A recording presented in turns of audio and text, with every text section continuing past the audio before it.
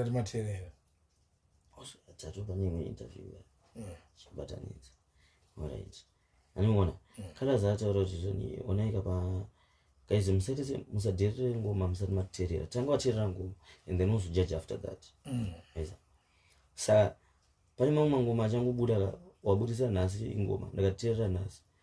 ndokwasasanangirwa nayo but pandoterera after 2-3 days ndipo ndozorealize kuti iwe haindandike yes mawani saona baba nengoma hobo ari kusvikwadza mbora baba ngoma hobo ndakatombo paone baba basi pekuti baba kunyekwa mwangu hayi ndoti fanake zvekutodaro zviri kana katotsangana kana dare guru murodi ndikwanisa tutasa kusaidi pachipfuura vanhu vakasangana na urungene ichitojamba ndichitotera kana benzi yacho nechimhanya nditingotera zvakanadikitira ndichingotera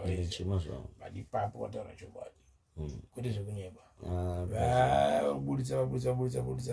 vakatumwa zvavo but pangachingambisa mabreaks nimona kamdudukana mhanya kanodonha ndachema kanogemuka zvodhakwa selingila ita sekwa ipaparika pakabuda nalaza mulungu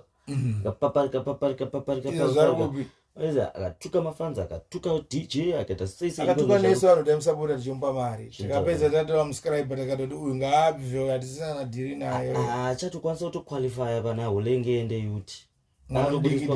atobudiswa mugemu selling killer na ulengende kana pana kangorika dika apinde zvadhakwa apa kuti kuona kuti vanhu vako nonge uri nonsense kwa masongs ake sabudisa ese akusvika panhasi yanakatoona yakaimba yakaimbo yekutanzi tendai mwari chigospel mweya iyo ndo yakatanga kugona chiti pasongs ake ese ana kana 5000 masongs ana ndo one song yakaimbo ine brain kuti kana ndakatanga kuinzwa ndakatenzwa kumaraini ndaenda uko makaya uko kuna nomwe mgenga ichituridzwa papati ndakatanzwa umwe machimbo yacho kuti adzokorodza song ye ndakatonoti havanakiro kana ino song yo ndandagara kutaura ndega kuti song yakabikwa zvimwe zvese 5000 masongs akabika ndiyo wanonakidza mwese ndezvekutaka koza anoganza so kuti tsuro kana tanyanyomuda stere maitongoti anonzi bheke utodzoka kumashure ndiwe akaruwa na attention hanzi usafananidze film hanzifananidze film nekutrenda amene ndajiba maisa ya